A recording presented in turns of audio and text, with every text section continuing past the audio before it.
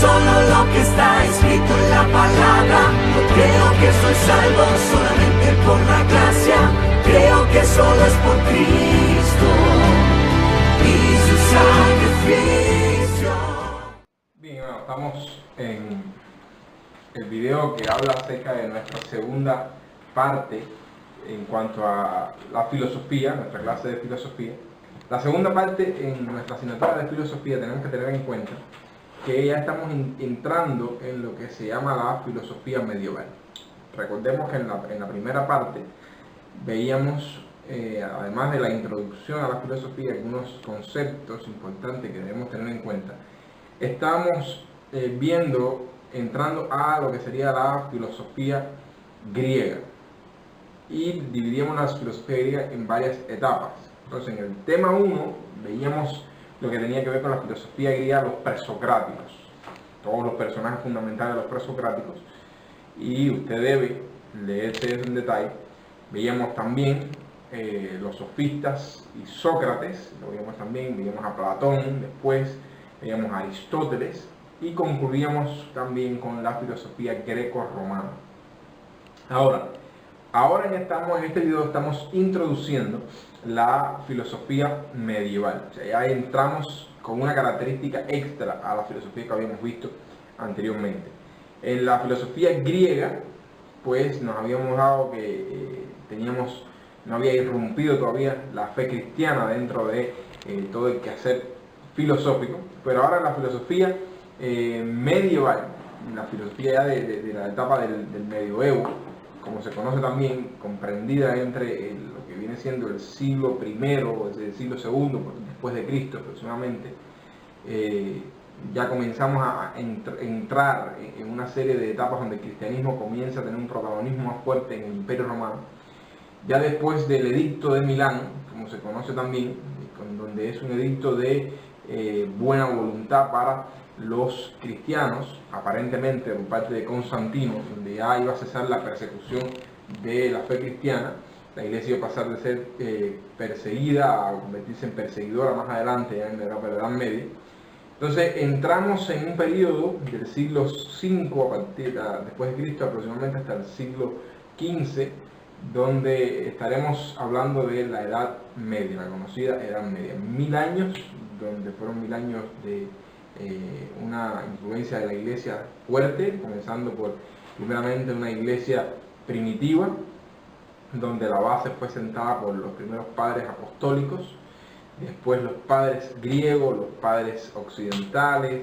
Estuvimos viendo muchos de los importantes concilios de la iglesia dados en esa etapa, desde el siglo I después de Cristo hasta el siglo V aproximadamente. Tuvieron en sí muchos concilios importantes. Y después comienza a experimentar la fe cristiana una decadencia en cuanto a la concepción misma de la fe cristiana, los postulados a los cuales Cristo había hecho referencia y demás, pues comienza a verse minado por una serie de enseñanzas, una serie de postulados contrarios por completo a la fe cristiana. Ahora, quisiéramos que viendo en esta irrupción del cristianismo, dentro de la filosofía, en este caso con la etapa de la filosofía medieval, ver algunos de los elementos que, por decirlo de alguna manera, les faltaron a la filosofía que veíamos de los padres griegos, o la filosofía de los griegos. Los griegos habían estado siempre abiertos a pensamientos religiosos. O sea, la idea de la religión no era una idea abstracta para los griegos, ni una idea loca. Ellos habían estado abiertos a eso. Si usted ha revisado el folleto, se va a dar cuenta que Empédocles era sacerdote.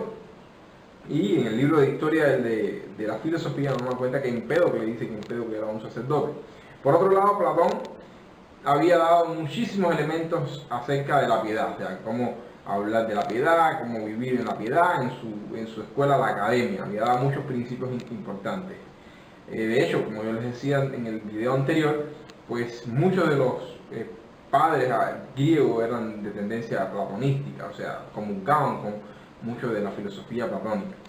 Por otro lado, teníamos también que Aristóteles va a dar algún que otro tratado respecto a la oración, o sea, va a hablar acerca de la oración. Pero si nos damos cuenta de que a pesar de que esta gente tenía una serie una cierta relación con el pensamiento religioso, tenían problemas con la teología. Ellos tenían muchos problemas con su teología. Ellos estaban oscilando entre el politeísmo y entre el monoteísmo. El politeísmo, obviamente, característico de la cultura en las cuales ellos están viniendo. Para ellos el politeísmo era intelectualmente inaceptable, ya lo vimos cuando hablamos acerca de los mitos.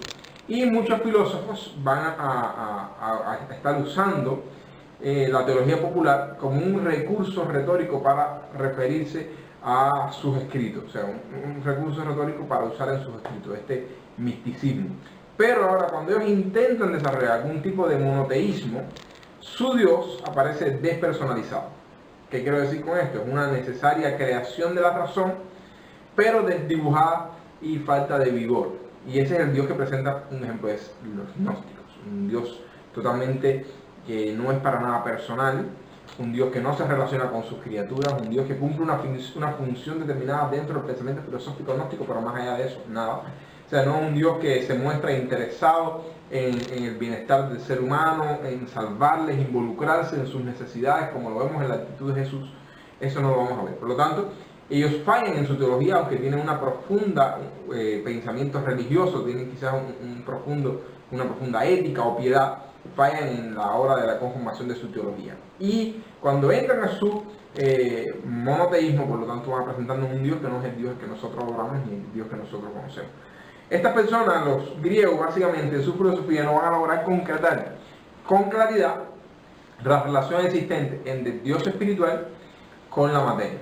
En algunos casos, estos griegos van a caer en el panteísmo. Cualquier cosa es Dios, como es el caso de Apeirón, como es el caso de otros de los filósofos griegos que van a estar planteando que el ente fundamental creador es el agua, porque todo procede del agua y todo necesita el agua, es uno de los criterios que emanaba. Otros le van a dar atribuciones de deidad al fuego, por un lado, que todo lo consume, el poder que tiene el destructor del fuego y demás.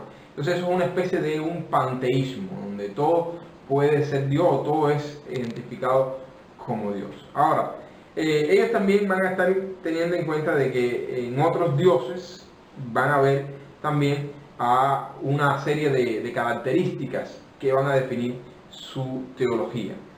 Estas personas le van a atribuir también a ese supuesto Dios solamente la tarea de organizar la materia, de llevar a una existencia eterna, organizar las cosas y ya, no hace más nada. Ese es el problema de los griegos. Pero para los cristianos ya es diferente. Para los cristianos Dios es mucho más que una idea. Para los cristianos Dios no es solamente un concepto, sino que Dios va mucho más allá. Él era primeramente el ser supremo y espiritual que gobernaba todas las cosas y que causaba todas las cosas. Entonces ya es diferente el concepto que tienen los cristianos al concepto que tienen los filósofos griegos acerca de Dios. Este ser no menosprecia la materia porque es su creador, pero tampoco vacila en acceder a la materia tomando forma humana, entrando en relación directa con el hombre. Y es una de las cosas que no conciben los filósofos griegos. El logos, desde la perspectiva cristiana, no es la misma idea del logos que vamos a encontrar después en el pensamiento aristotélico, en el pensamiento socrático de la filosofía de los griegos, sino que el logos va a tener un sentido y va a tener un fin del la cual el universo toma en sí. Este logos no es una abstracción, este logos va a tener un personaje que lo va a definir, y en este caso es Jesucristo. Cuando leemos Juan capítulo 1, verso 1, nos está hablando o nos está introduciendo al logos. El logos como una filosofía preconocida hasta que Juan comienza a escribir su evangelio. O sea, no es descabellado pensar que cuando Juan está escribiendo el evangelio, su evangelio, en su introducción está haciendo referencia a la idea de que ya existe un conocimiento de algo conocido como el logos, pero simplemente un conocimiento abstracto. O sea, no tienen las personas una definición teológica de qué cosa es el logos. Entonces, Juan va a darse a la tarea de identificar este logos y le pone un nombre. Y este logos era la luz, y la luz y era la luz de los hombres, la luz que alumbra a todos, y vino y hizo. Entonces, ya va a dar una panorámica teológica al Logos. Va a dar una definición de nombre, y vimos su gloria. Lo que ustedes no han visto al Logos, nosotros lo vimos. Gloria es el unigénito Hijo de Dios, lleno de gracia, lleno de verdad. Lo que hemos tocado, hemos palpado, lo definirá después más adelante también en su primera carta. Entonces, es imposible desentender la idea de Dios como un ser personal de la idea que tenemos nosotros en nuestra teología como cristianos. Ahora, sin embargo, eso no lo concibe la filosofía griega. Para nosotros, Dios, ese Logos, ha sido manifestado en carne, y eso es imposible de entender por los griegos. De hecho, hay un comentario muy interesante que podemos encontrar en la nueva versión internacional. No tengo aquí la nueva versión internacional, pero hay una gran disputa en la compilación de una porción de la Escritura, donde nosotros nos vamos a dar cuenta hasta qué punto logra influenciar la filosofía, por decirlo de alguna manera, el pensamiento cristiano, y hasta cierto punto la manera en que los cristianos han compilado la Escritura. Si nos remitimos a la palabra del Señor, nos vamos a encontrar con un pasaje que va a describir de una manera totalmente majestuosa lo que es para nosotros la fe. Es un pasaje que nos va a demostrar la importancia de nuestra fe. Y es la que encontramos, el pasaje que encontramos en la primera carta del apóstol Pablo a Timoteo, donde vemos descrita la base de la fe, o sea, todo el proceso salvífico. Primero Timoteo 3, verso 16, nos dice: indiscutiblemente grande es el misterio de la piedad. O sea, no tiene un calificativo más certero para definir el misterio de la piedad que indiscutiblemente grande. Es un misterio grande. Por lo tanto, cuando nosotros tratamos de entender esto, tenemos que chocar con la realidad de que muchos de los aspectos dentro de la teología todavía siguen siendo un misterio. Esto es en cuanto a la salvación. Dios fue manifestado en carne, justificado en el Espíritu, visto de los ángeles, predicado a los gentiles, creído en el mundo, recibido arriba en gloria. Específicamente la segunda parte de la primera parte de este versículo 16, ahí en esa primera parte que tenemos ahí, donde dice Dios fue manifestado en carne.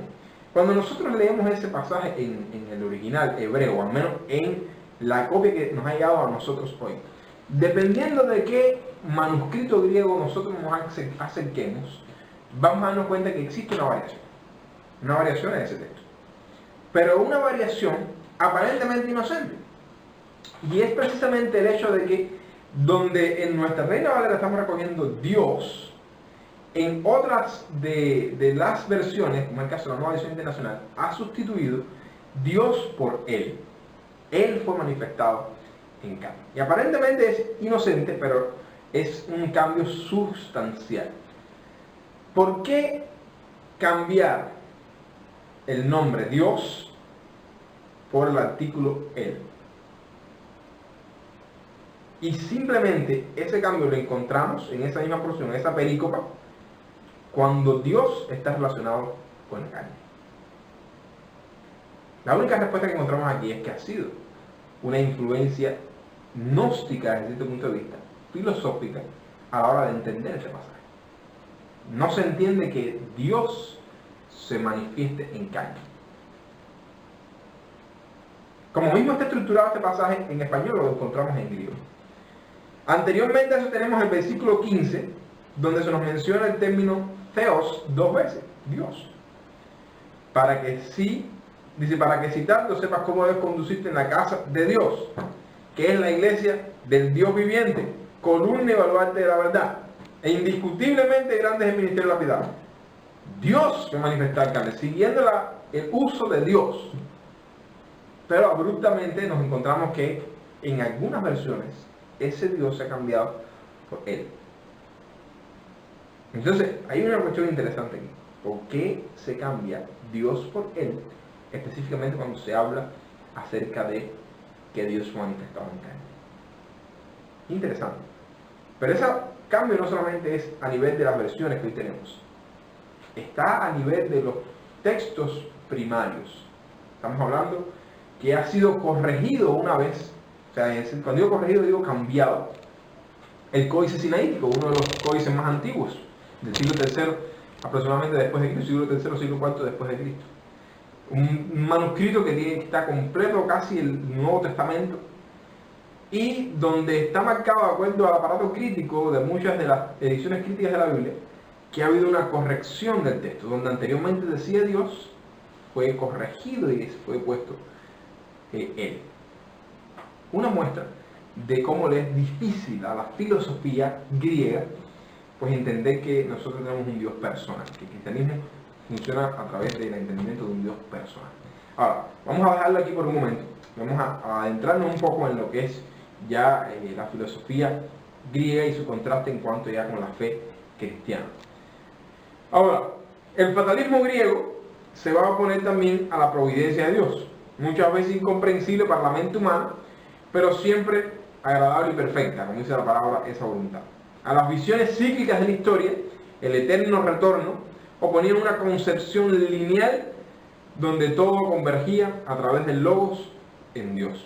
Los cristianos no renegaban de la razón en ningún caso, y si bien sus primeros ministros fueron de origen judíos, posteriormente cruzaron sus filas con hombres formados en la cultura griega que no desechaban el razonamiento ni la especulación, pero lo hacían privilegiando por encima de todo la fe. Y hay un principio que quisiera señalar a usted. Mira, hermano, no es que nosotros estemos negando la razón, pero tenemos que entender que hay temas donde la razón se ve superada por la fe.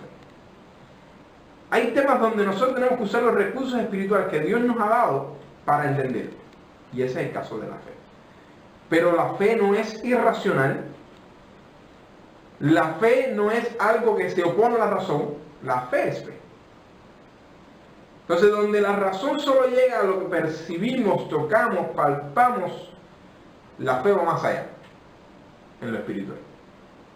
Pero lo espiritual no es un concepto dentro de la razón. Por lo tanto, tenemos que usar un concepto apropiado para definir lo espiritual, y ese concepto es la fe. ¿Ok? Entonces, ahora, dentro de la filosofía greco-romana, lo primero que usted va a ver ahí va a ser el enfrentamiento que ocurre entre la fe cristiana y la filosofía. Es una cuestión importante que usted va a tener en su folleto de ver. Es muy importante que usted lea ese enfrentamiento que está ahí. Ahora, lo primero que encontramos en el quehacer filosófico de los grecos romanos, apegado ya a la filosofía medieval, es el neoplatonismo. Neoplatonismo. ¿Qué significa el neoplatonismo? El neoplatonismo es un nuevo platonismo. O sea, estamos hablando que son las bases del platonismo, pero ya ha habido una revisión de muchos aspectos y se han en algunos casos transformado. Y se ha hecho un platonismo con matices diferentes. Ahora, este neoplatonismo va a tener su expresión en dos figuras muy cimeras en este sentido.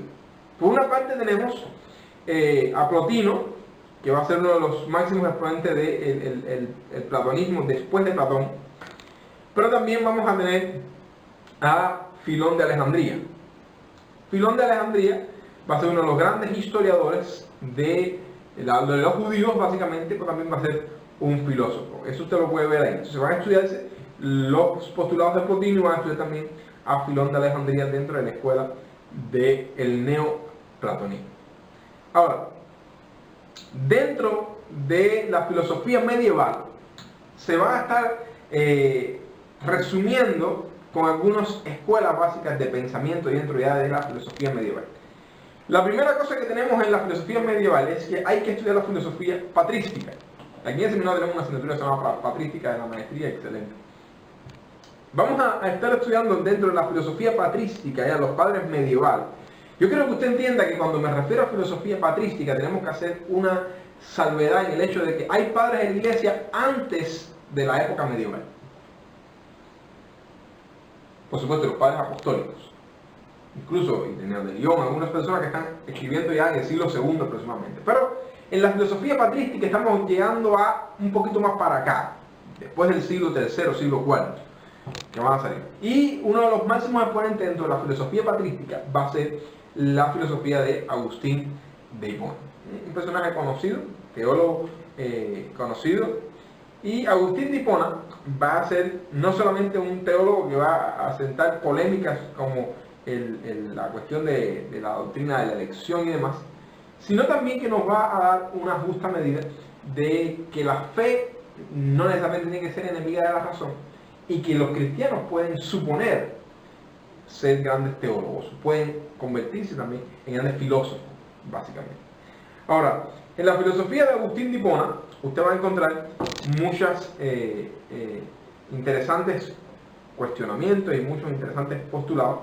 Por lo tanto, va a tener que leer la filosofía de Agustín de Hipona. Lo primero de la filosofía patrística es la filosofía que tenemos, la de Agustín de Hipona. Entonces, dentro de estas filosofías que tenemos acá, que están convergiendo con ya la filosofía medieval, tenemos al neoplatonismo, como decíamos, y lo podemos ver ahí, pero también tenemos algo que sería conocido como el estoicismo, que lo vimos antes en la filosofía greco-romana, y nos va a dar una medida de una reminiscencia del estoicismo, aunque no sea la escuela estoicista, pero va a estar ahí como parte fundamental del neoplatonismo. Ahora, hay varias cosas interesantes en esta filosofía patrística. La filosofía patrística va a tener algunas etapas de desarrollo interesantes, como es la consolidación. O sea, esto va a caracterizarse por las discusiones sobre la relación entre la fe y el pensamiento griego.